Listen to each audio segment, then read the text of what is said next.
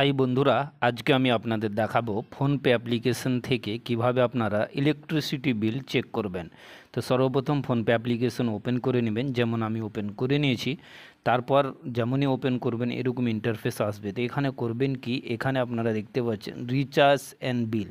তো এখানে করবেন কি, এখানে ইলেকট্রিসিটি শো করছে, যদি শো না করে ভিউ ওয়ালে ক্লিক করবেন, নচেত আপনি ইলেকট্রিসিটিতে ক্লিক করে দিবেন।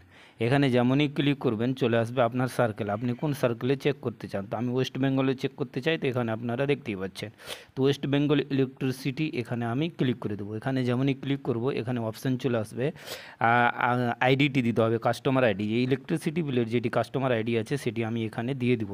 তো চলুন আমি দিয়ে দিলাম। তারপর এখানে করব কি, এখানে আমি একটি আইডি দিয়ে দিলাম, নিচে আপনি মোবাইল নাম্বার দিয়ে দিবেন। তারপর কোন বিকি কনফার্মে ক্লিক করে দেবেন। যেমনই কনফার্মে ক্লিক করবেন এখানে শো করে যাবে। তো চলুন আমি কনফার্মে ক্লিক করে দিলাম।